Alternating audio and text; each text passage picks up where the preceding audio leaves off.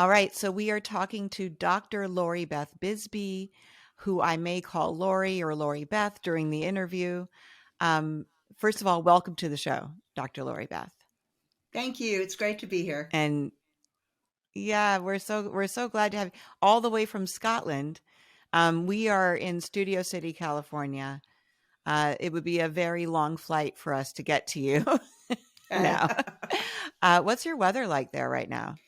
Okay, so it's about 16 degrees at the moment, which is unusual for where I am. Apparently, in the winter, it doesn't That's usually cold. get, yeah, it's very cold. It doesn't usually go below 40 degrees here. Um, but yeah, our first winter, it's going to be cold. So yeah, it's 16 degrees right now. All right, bundle up. um, so here's my icebreaker question for you. In fantasy role play, who do you want them to be, and who are you? Oh God, I'm so boring. Come on, come Um, on. no, I mean because in fantasy role play, it's what I like in the rest of my sex life, right? So in fantasy role play, I always want them to be the dominant person. Sometimes an evil villain, and Okay. sometimes the hero. And so I'm either getting Mm-hmm. captured or rescued, one or the other. So I could be captured Ah, by a okay. pirate, or I could be rescued from the pirate by the amazing insert gender here, hero, heroine, whatever it Right. is, right? It's always the Yes. same thing. Yes. Like I said, I'm boring in that. Well, well, you are exciting in all other ways, so we're going to get to that. I don't know. I actually, I find a pirate to be kind of exciting. yeah, that is pretty good. I like that too. I, Uh, I It suppose feels that very old school, right? it is. That's why I say I'm boring, because it really shows my age. It's Yeah. like it's all really old school stuff. It's all the stuff I grew up on and fairy tales and all of that. I Yeah. still have those same. If I was doing fantasy role play, I would still do the same fantasies. Yes. Yes. Well, we appreciate that. Thank you for it. And I am Laura Cathcart Robbins. This is the only one in the room. But I'm never the only one in this room because, as usual, my boyfriend, producer, and co host, Scott Slaughter, who I call Hun, is here as well. Hi, honey. Hey, Hun. So, as I said before, we're talking to Dr. Lori Beth Bisbey. She is a GSRD, that's Gender, Sex, Relationship, Diversity therapist, sex and intimacy coach, and psychologist whose expertise lies in working with individuals, couples, and groups to explore their sexuality, gender, and relationship styles, discover a deeper level of sexual congruence, heal from past trauma, as well as create more meaningful, pleasurable, exciting, and authentic intimate relationships. Right on. Right on, right? Mm-hmm. We are all about it, Dr. Lori Beth. And so there was just something in there that I read that I wanted to ask you about. Oh, um, do you want to tell us what your pronouns are? She, her. Yep. She, her. Okay. Yep. Um, so Scott and I have interviewed a few people who identify as polyamorous. And one of the things that stood out to both of us, actually Scott really caught it first, was the idea that polyamory isn't just about having sex with whoever you want, whenever you want. Um, and that might be news to some people, right, who are just learning about polyamory. Um, so what we've learned is that you can absolutely cheat in your polyamorous relationship. Yep. So I was hoping first that you could tell people what a polyamorous relationship is, and then I had in my notes that you're currently in your third marriage. Mm-hmm. Is that right? Yes, I am. And your last one ended because of cheating. Is that Yes, right it as did. well? And Okay. and we were So can and you we were tell us what poly. So polyamorous? so Yes, yeah. Tell us about first what it is and then how that happened to you. okay, so polyamory is one form of consensual non-monogamy. And I think one of the reasons that people get confused is that people will use the term polyamory and open relationship interchangeably, and they're not the same thing. Open relationship is an umbrella term. So in polyamory, people have multiple love relationships. Many of those include sex, but not all of them necessarily. Whereas in Hmm.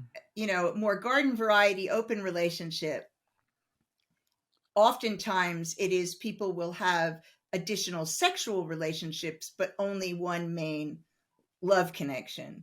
So that's probably part of why Right. people get confused. But in polyamory, it's very definitely people have multiple relationships of different types, and everybody is aware of and agrees to them having multiple Mm. relationships of different types. So it's really important that honesty and consent. Yes. Yes. And so I want you to tell us about your experience with infidelity or cheating in that. I also just wanted to quote you. Um, you wrote that cheating is breaking an agreement around intimacy with a partner, whether physical or emotional, and the definition is entirely dependent on the agreements the partners have with one another or with each other. So could you tell us what agreements you had in your last marriage? Right. So in my second marriage, in my first marriage, I was monogamous. And that didn't work out too well. It's the only time in my life I've had a stretch of monogamy. And my husband cheated, right? I didn't find that out until the very end of the relationship. I ended the relationship when I was going to cheat and felt that that Ah. wasn't, so I had a date with somebody and said, "What am I doing?" And it was at that point I ended the Mm-hmm. relationship. Um, and so the second marriage I went into very clearly and said, "I'm only doing this if we're non-monogamous." And we negotiated what Mm-hmm. that would actually mean for us.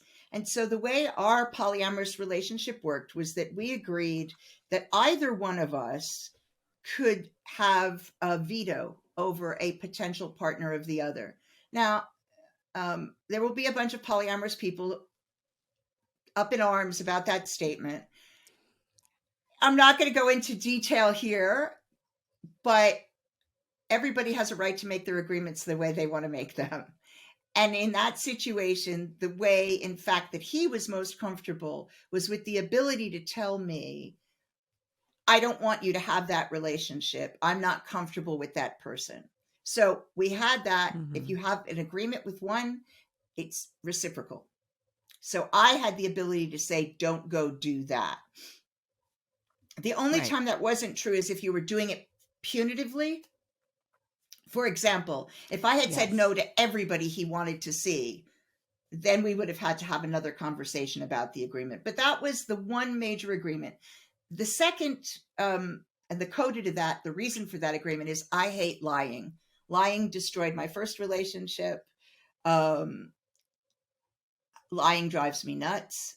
So it was like, this needs to be transparent. Mm-hmm. You have to come and talk to me about it, even if you think you're going to get a no. Because if you lie to me, Right. I don't know that I can ever repair that trust. Mm-hmm. And what ended up happening, I had a relationship with somebody that I had previously been involved with for many years. And about, I don't know, 3 months, 4 months into that renewed relationship, he said, "I can't cope with this." So I ended the relationship as per the agreement. I stayed friends with the person, and he knew I was staying friends with the person, and he agreed to that. But I said, "We can't have a sexual relationship anymore because my husband's not comfortable with this.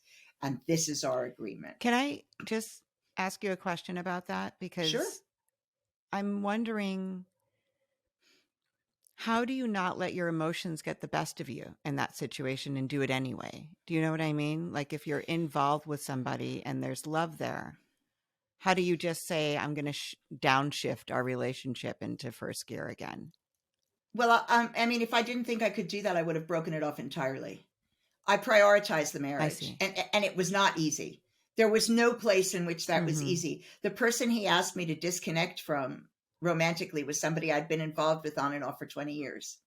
So, it was like, Wow. but that's why it was threatening. But I remember saying to Yes. him, "But we've been involved on and off for a reason. I am never going to live with him, and I am never going to marry him, and I'm never going to leave you for him, because I know, maybe this other person didn't, that it would never work full time. That's why we're not together." Mm-hmm.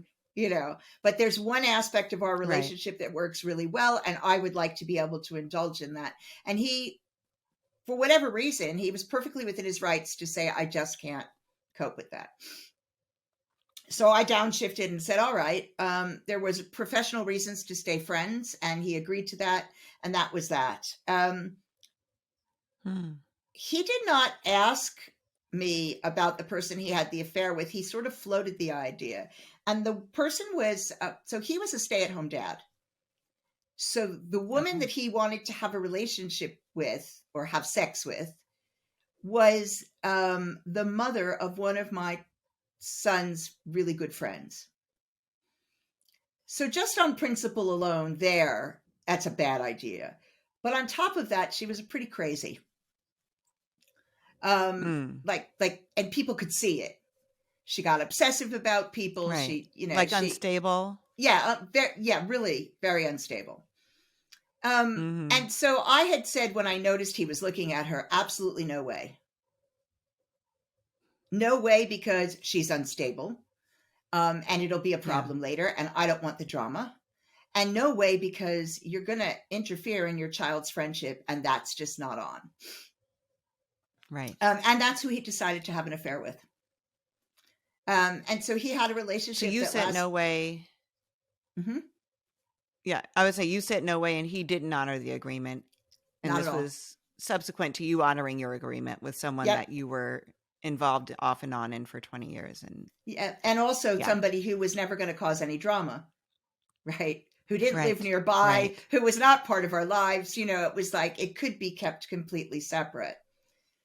So he had an affair. Everybody knew about it but me. I worked a lot. I traveled and spent time with my son. I wanted to believe that he would honor his agreements. I should have known better. I had inferences earlier, but I wanted to believe that. And our relationship had its own issues. He told me about it when her partner was going to tell me. So that's when he told me about it. Oh, so it was a preemptive strike. Yeah, because I was going to hear. Yeah, because I was going to hear. Because you were going to hear. And then were there any consequences? You mentioned that she was unstable. Were there any? Yeah, I wore a stab vest for 6 months because she was threatening me. And she moved. Oh, wow. She moved 3 doors down from us. Moved out from where she was and literally moved 3 doors down from us. Would call and shout at me and, he's mine. And, you're this, you're that, you're the other. And we're going to have your house. And then, I mean, it was pretty awful. It was pretty awful. Wow. And when I can't even imagine that. It was so predictable though. Remember what I do for a living. And I remember saying to him, so even if you don't have respect for me as a person, how can you not have respect for how good I am at what I do? I'm good at what I do. Yes. Right. Yes. And I told you, I do assessment every single day. At the time I was doing loads and loads of assessment work. And I'm like, so I told you what the situation was there. I'd have gone and found somebody for you. If it was just that you didn't know how to go looking, like I'd have done anything to make sure that you had your happiness in a way that wasn't going to disrupt. And so Right. Yeah. He broke up with her and before he told me, and we had been booked to go away to a concert, and my son was staying at her house. And so 3 days before the concert, he broke up with her and then left my son at her house. With her, having broken up with her. Oh, no. And I had no idea what was going on. One day my son came home from school in tears. He was 6. And he said his friend says that the reason that my son isn't allowed to go to his house is because your dad loves my mom too much. And I was like, so you had the child I was beside myself. Yeah. I was enraged. Oh, yeah. So it was a real mess. Of course. I asked him to go to therapy, and there was a whole argument about that because he's like, well, we should go to therapy together. I said, no, I've done my work. I'll do couples work with you after you do some individual work because you're the one who fractured this. Yeah. he did go for a few sessions, and then stopped. And I realized we weren't going to be able to repair this in any To move way. forward. And so I said, Yeah. okay, let's separate in the house so that our son still has access to both of us, so that, financially things are manageable. You can start looking for some work, and in the meantime, still do these things, and I'll keep covering the overheads. And so that's what we did. And in fact, we lived together for another 6 years Wow. post separation, Wow. post the affair. Yeah. That Which is was some love for your son right there. you got it. That was Yes. me. That was me. And that was how Yeah. much I loved my child, because it was really Yeah. difficult for me. I can only imagine. Thank you for telling us that story. I really appreciate it. And I think it really builds the foundation for what we're going to talk about next. And actually, because I want to, you do something that I think is really, thank you, hon, really unique. And it's talking about the repairing the relationships after infidelity. But before we talk about that, I wanted to just talk about like what cheating is. Because I know that I also got this from my notes. Like for some couples, sexting is okay. For others, it's cheating. Talking to a live person on a porn site might be cheating for somebody. Happy ending massage parlors. You say that cheating usually involves either lying directly or by omission. And it can also be they start withholding emotionally from their partners. Yep. This feels like more gray area than I had sex with somebody. So It can is. you just talk about some more of those gray areas and how people kind of navigate around them?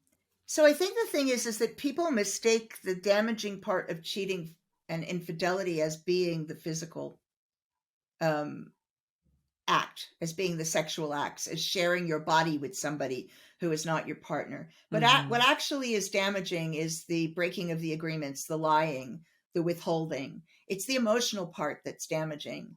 And so that's why there's so many gray areas, because some people feel cheating is taking all of your emotional stuff and sharing it with somebody else when you're not sharing that with your partner. Yeah.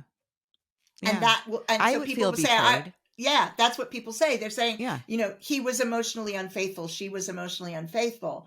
And I explore that with people. And what it's about is, well, they're not sharing that with me exclusively. And our agreement and this, again, it's about agreements, but their version of monogamy is that you are that one person I'm going to share my whole self with. And so if I start sharing my deepest, darkest with someone else, when I made an agreement with you to be the only one, that's cheating. So that's one of the gray areas. Right. Well, is it something that, because I personally don't know anybody who starts a relationship. Well, I don't know that they do this, if they do, that starts a relationship by making those types of agreements. It's like, it seems like, like a car manual, like you refer to it as things break down. And then like, oh, we should do this. Oh, we should do that. Is that something that you find in the couples that you work with, or not the couples, but the people in relationships that you work with?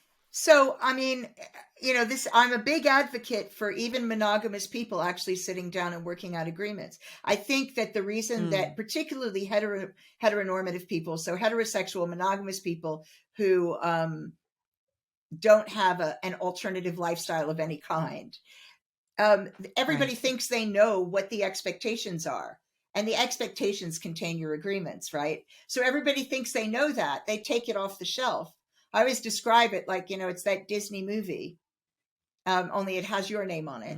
And you take the box off the shelf, and in that box are your hopes, your wishes, your dreams, your expectations, your agreements, your roles, description of how it is to be in love with, and then maybe living with, and then maybe married to and other, right? And so they never explore any of that. And then they refer to the car manual as things break down. And that's much harder.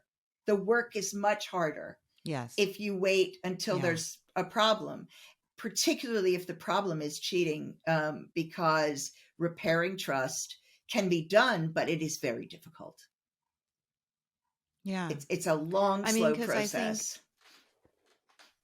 and I really want to, like I said, I really want to talk to you about that, because I've never heard anybody talking about that in any type of relationship, especially the way that you discuss it. So I was just fascinated by that. But like, I wanted to, like, I want to totally keep this anonymous, but Scott and I both have somebody in our lives who did open their marriage. They that was the label they put on it, that umbrella, Mm-hmm. as you said. That was very clear. So thank you for that description. And they made no rules. Um, and so they both really got hurt along the way. We were kind of witness to them learning as they went. Um, if I'm going to just say, if one of them had been sexting with somebody and decided that that wasn't sex, so they didn't need to report it back to their partner or their husband, or no, I just said it was the female, Yeah. but the partner in the relationship. Um, would that be something that they should later report to them? Do you know what I mean? Like, if You somebody's should. done something that might be considered cheating, or they feel slightly bad about, but it's not sex, do they go back and clean it up later, or do they just start anew? In my view, you're better off actually cleaning it up. And that's because the world is small and people find things out. Hmm. And so you are actually better off dealing with it in advance and fessing up, particularly if nobody's about to out you, right? So you're doing it of your own accord Right. because you felt bad. Most of us know when we're doing Yeah. something that's not okay. Like when we're omitting something that we really should say, most of us know. And so if you're feeling Right. funny about it, it's a conversation to have. But it's always better to have the conversation before you do. There's this unfortunate adage that's been in the relationship world for years, mostly propagated by certain people who have microphones who probably shouldn't, which is, it's better to ask for forgiveness than it is to ask for permission. It's a nice way of saying it. Yes, I've heard that. Right. And it's not. It's never better Yeah. to ask for forgiveness than it is to ask for permission, because you've already broken the person's trust at that point. Mm-hmm. And Yeah. so you're much better off delaying your gratification for 5 bloody minutes and saying to your partner, I've been having these feelings. Let's talk about it. Right. You may not get all of what you want, but you're more likely to get some of what you want in a way that doesn't damage your relationship. And I can see somebody who may be more practiced at that doing it, but people who are maybe new to the idea of polyamory or to any type of open relationship, what I grew up with was, it's a risk. You're going to risk losing the relationship, which is the thing you want to hold on to more than anything. So you have to weigh that risk. But you're saying you don't have to weigh the risk. You need to be honest. Or you didn't say you need to be. You said it's better to be. It's better to be, because it's a risk both ways. See, the myth is that it's not a risk if you don't say anything. But the reality is more so now than 50 years ago, because now we have social media and we have the internet and we have cameras that can, phones that can track you, and, tags that should be for your luggage and things, but people can stick in your bag so that they know your every move all day long. Right. And right. So there are so many ways that you could get caught, that the chances are you're going to get caught. And that's a huge risk to your relationship. So which risk do you want? You're right, that it is, it's a risk to say, I want to be with other people, not just with you. It's still a risk. Yeah. But it's one that you can have some impact on by having discussions. And if you're not sure how to do it, by all means, find a therapist to help, or a coach to help facilitate the conversation. learn things, go get information before you do it. But the bigger risk is that you're going to get caught out, and that, Yeah. you Yeah. know, you're going to lose it because the person's not going to want to go through the process. Or even if they do go through the process with you to try to bring that trust back, they're going to find it impossible to do so. Right. And then So you yeah, end let's up, talk about that. Yeah. okay, Yeah, so no, I'm so with you. So yeah, talk to me about what happens. I'm in this polyamorous relationship. Cheating has occurred. I'm pissed and betrayed. They are whatever they are. What do we do if we want to repair the relationship between the two of us? so there has to be honesty about what went on. There has to be ownership of what happened. So no, I did this because, you know, we weren't having sex, and this was happening and that was happening, where you don't take ownership of what you've done. And everybody has to hold their own Right. feelings. So I know that sounds like a funny statement, but What does that mean? it means that as angry as you are, you can express your anger, but you have to recognize that that is your feelings, and that you want to work through those, rather than what sometimes people do is, well, this is all your fault. I'm going to be like this because you did this horrible thing to me. And they make statements, I'm never going to get over it. When you make a statement Right. like that, you're deciding what's going to happen in the future. That's a decision. That's not, Yeah. that doesn't leave any room for recovery. And Right. sometimes Right. just changing the word slightly can help. So this feels so overwhelming to me that I feel like I'll never get past it. Right? We can work with that. But Yes. it's over. I'm never going to get past this. Well, we can't do anything with that. And I know it feels like semantics. It is semantics, but our words impact us. I'm not even thinking about the other person. Our words that we say to ourselves impact us. So that is the process, to be able to start with transparency and a really sincere apology. Not but, if, and, just sincere. And you start the work from there. Okay. So this means that the two people who are trying to repair their relationship have gone to sit with someone professionally, or no? It depends. Or is this work they can do on their own? Not really. How difficult is it for you to be objective? I mean, I would go see somebody. I wouldn't try to repair it myself. Right. Because it's really difficult for me to, and I have the skills. And a lot of this is about skills. A lot of people don't have emotional management skills. They don't have good communication skills, negotiation skills. So that's part of working with a professional, is to gain those skills. Yeah. So it's better to sit with a professional. But if you're not going to do that, at the moment, I'm actually working on a blueprint for how to have these sorts of conversations that might go bad and might end up in the same old argument, whether it's about infidelity or something else. What a blueprint looks like for having those conversations, where you can actually refer to the blueprint and go, oh, we're stuck in this circle again. How are we going to break out? Here are our options of what we can do to break out. Because people don't have those skills, because they're emotionally involved, which is understandable.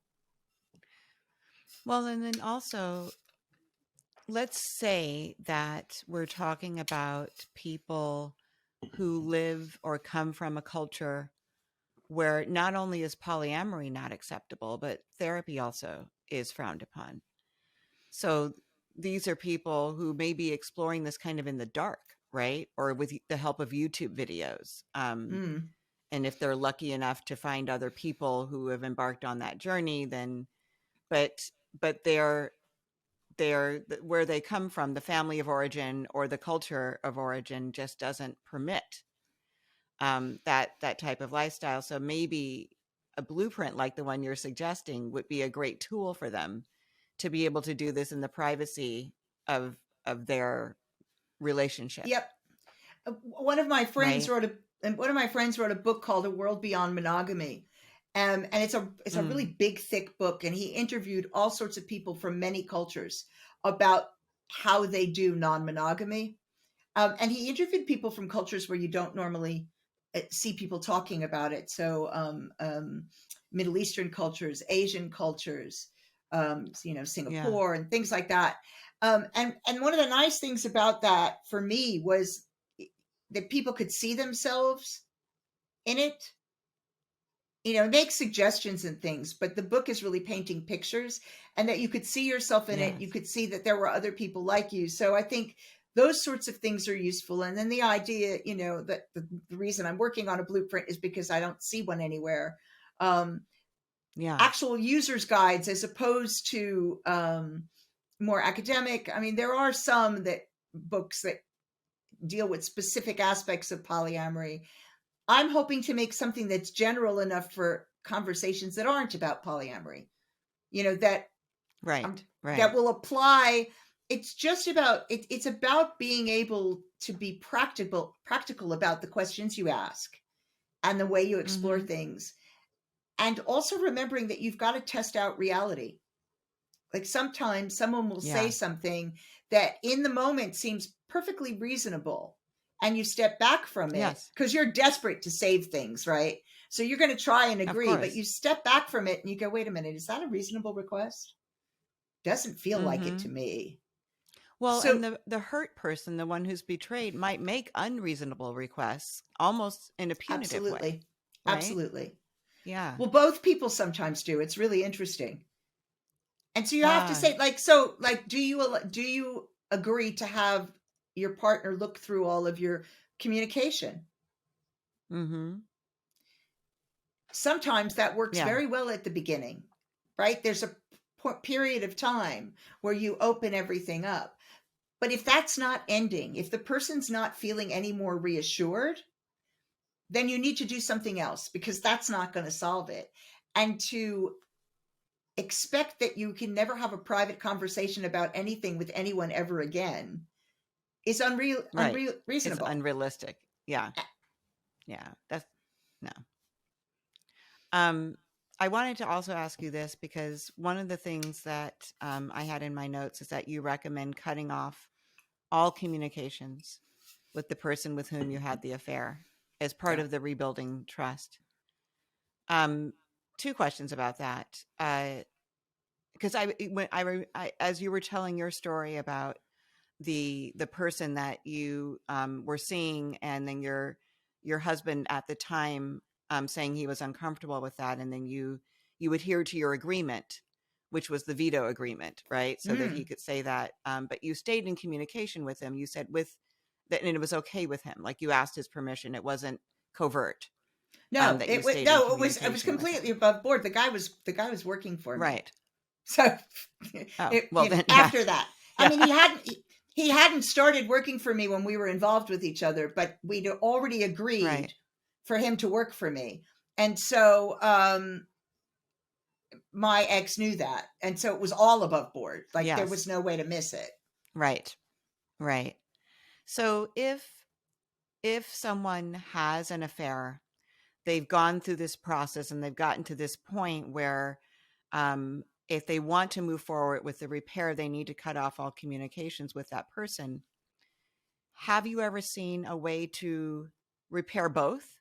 Like, to re-engage with the person with whom they had the affair and keep it if they are with it? You know what I mean? Like, could they still see them if there were an agreement in place? I guess is what I'm asking.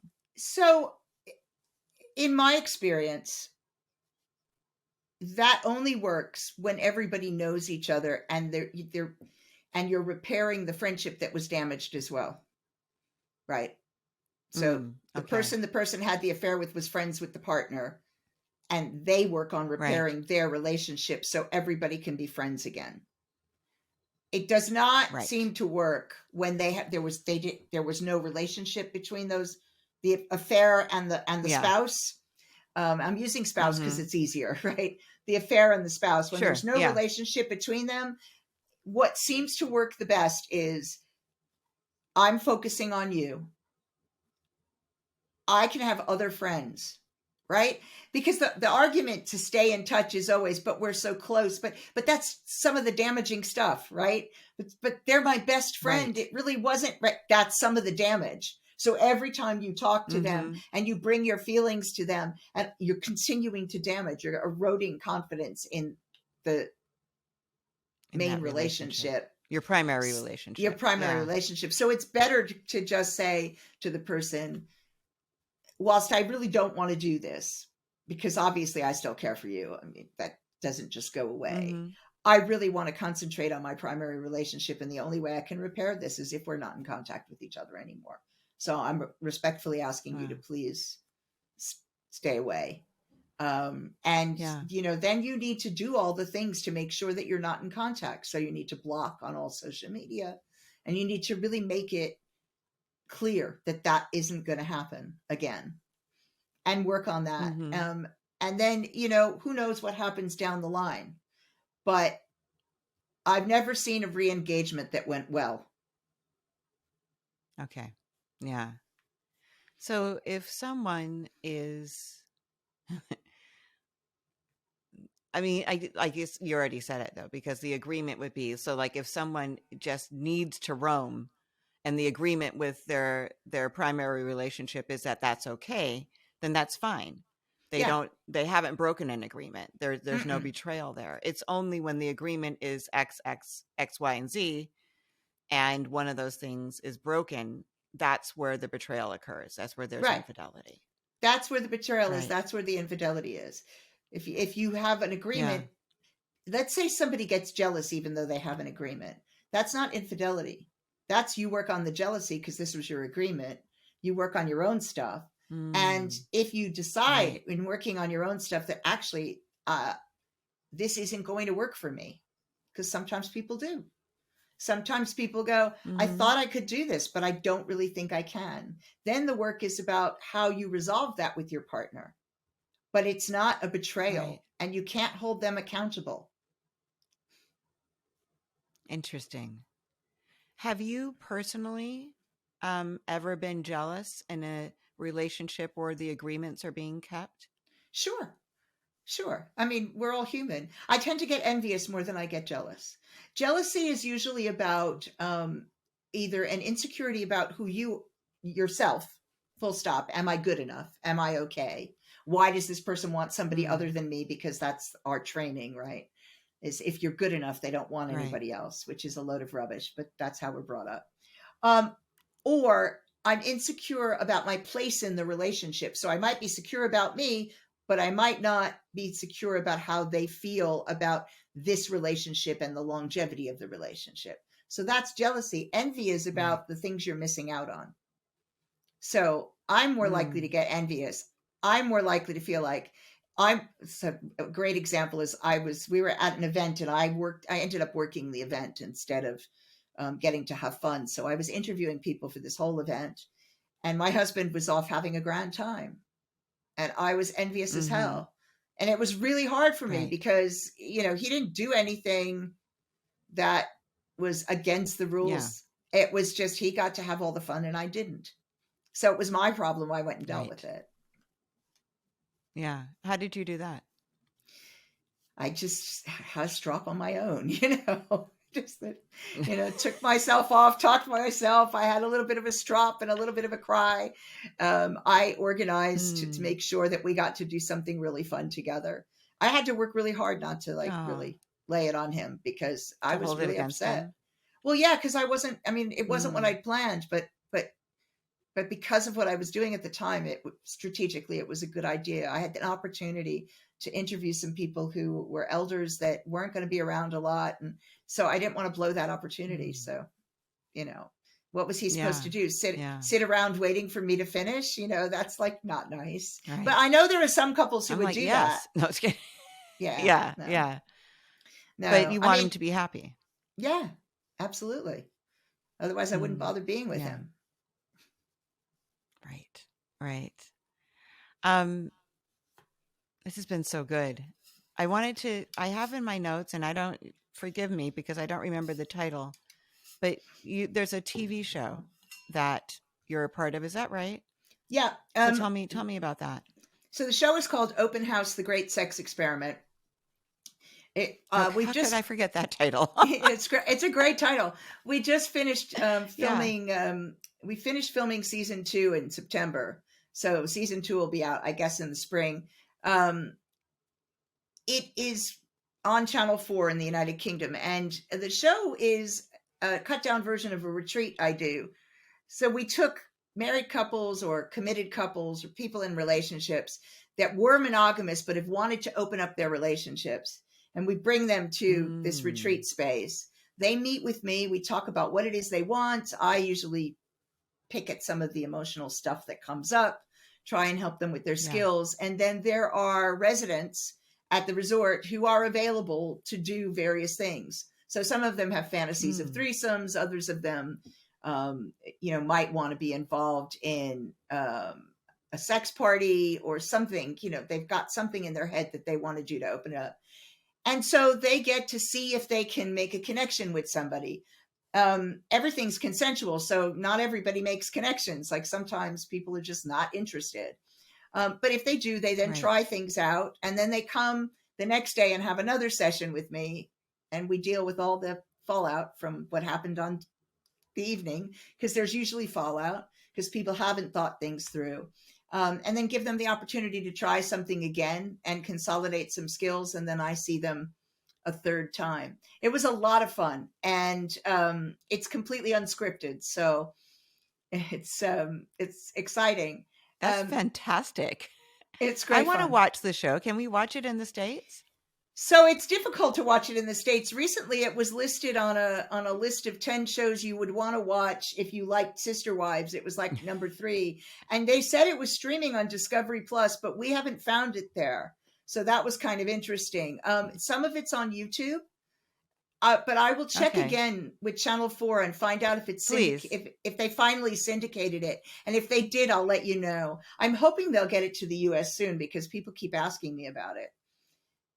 Last year, it was great fun. It was. How long is the time period where you shoot? So we shoot for 3.5 weeks. I was away for 3.5 weeks. This last season was 6 episodes. This season, I think, is 8 or 9.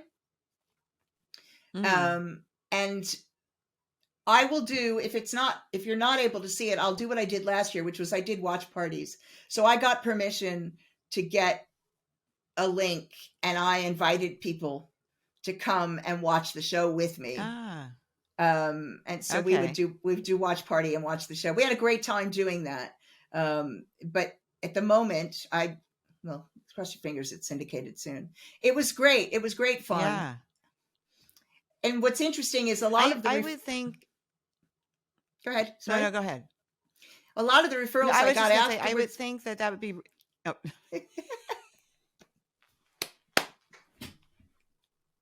All right. A lot of the referrals... It is Scotland, remember. It is Scotland, yeah. A lot of the referrals that I got You're after... a long ways away. That I got after the show, rather than being from people who wanted to open their relationships, were from ordinary couples who had been having issues with each other and just liked how I was dealing with things. So I ended up with a bunch of new clients that were monogamous people because the skills are still the same. Wow. Isn't that interesting? It's so interesting. And I would very much like to see the show. If there's a way for me to see it, I'll check it out on YouTube. And if you do have it, any information, you'll send it to us and we'll make sure it's in the show notes for your show. Thank you. Thank you so much for this. Tell me where people can find you. The easiest way, my website is drloribethbisbey.com. My email is there, and all of my social media is there. As for social media, I spend most of my time on Instagram and TikTok. Good. Good. Me too. So. Yeah, that's excellent. This was such a great talk. You answered so many of my questions. I bet you answered a bunch of questions for our listeners. I'm sure they'll have more, but now they know where they can reach you to either find out more about you or book a session with you or whatever it is that they like to do. Do you do virtual? sessions? I do. I do. In fact, I still Okay. don't see people in person at the moment still because of COVID. So I'm doing all virtual Yeah. until Good. the only thing I do in person right now is group events. Okay. All right. Well, thank you very much. We appreciate you. My My Thank you, Doctor. pleasure. Thanks. Hi, I'm Dr. Lori Beth Bisbey, and I'm the only one talking about infidelity in polyamorous relationships.